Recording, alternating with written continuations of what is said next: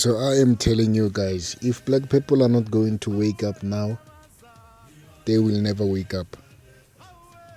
They will never wake up, and ANC has realized that and is going to capitalize on people's ignorance. I do not know if it's ignorance or foolishness. If you look here, these people are campaigning for the next year's elections. But look at the background. Look at the people that are campaigning, the youth that is campaigning. Lebona themselves, they are hungry. They look like they don't eat. Their diet is poor. Whereas the ANC leaders, they look clean, they look fresh, they look well fed. All of them, they have big stomachs. And then we have Ramaphosa. How they think their lives and our country can be better. We all agree that our country is not where it ought to be. We all agree that there are many things that are broken in our country. Getting together, talking to each other, we should be able to find solutions on how we can put many of the things that are broken in our country together. This initiative is about what all South Africans must do together to make our lives and our country better. It is also about getting leaders to be able to realize what worries South Africans and how leaders themselves can be engaged in understanding the lives of South Africans and be accountable. And to look, yes, as my sisters were saying here, to look behind and see whether there are still people who are following them. Through this process, we want our people to meet in homes and community halls. We want them to meet in churches, in synagogues, in mosques and temples.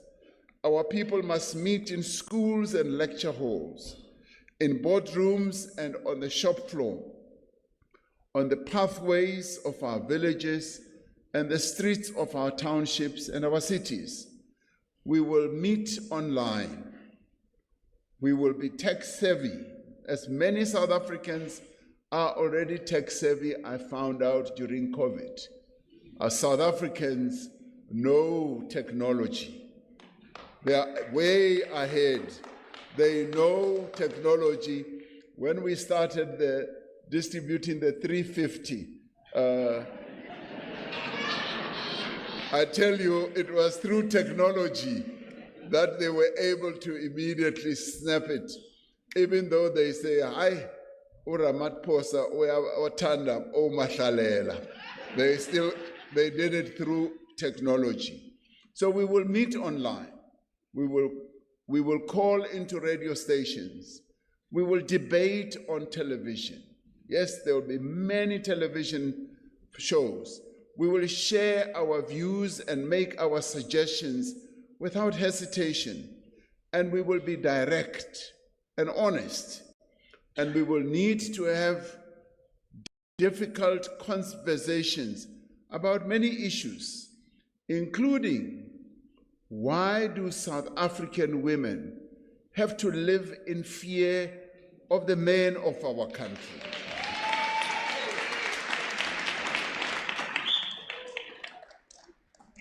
This is Women's Month, and I'm glad that these conversations should start this month, that we as the men of South Africa must begin to internalize this question. Why do the women of South Africa fear us as men in the streets, in the classrooms, and even in our homes? We need to ask ourselves those questions. We also need to ask ourselves, why do so many people live in abject poverty and so few live lives of opulence? Why, after decades of democracy, are the prospects of a white child so much better than those of a black child. We need to ask ourselves that. We also need to ask ourselves, why do women get paid less than men for the same work? That's what we need to ask ourselves. Now, we also must go deeper and ask ourselves why, when we have a Bill of Rights in our Constitution, are the LGBTQI plus people still discriminated against? Why are they still stigmatized and harassed? Why do clinics run out of medicine?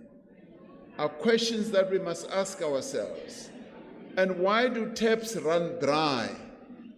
These are some of the questions that we must be willing to ask and which we must be prepared to find answers for. But more than that, my fellow South Africans, these are the challenges that we must be ready to do something about.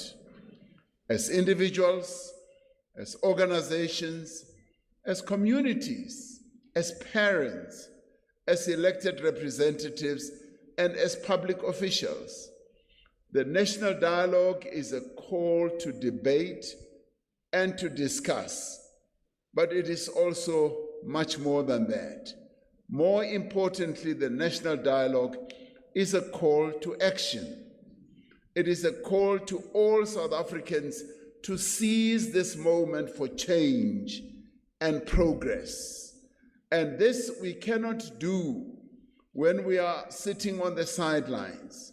This we cannot do when we do not want to be part of this conversation.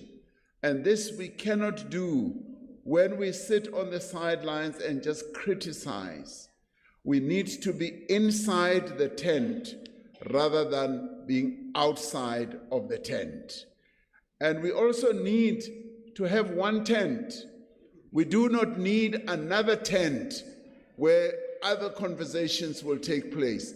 This is the real tent where conversation must take place. Now, it is a call to build a society in which there is a place for everyone, where the country's wealth is shared by all. A South Africa that truly belongs to all the people who live in it. We have come together in this national convention not to have the dialogue, but to start the dialogue. Gathered here, all of us together, we are well over 1,200 or 300 across many organizations and sectors. Our task is to prepare for the thousands of public dialogues that will happen in communities across the country over the next 6 to 8 months. We are here to consider some of the themes that may arise in those discussions, understanding that it is ultimately the people of this country that will determine the issues that should be discussed. And this is what we call citizen-centered dialogues and discussions.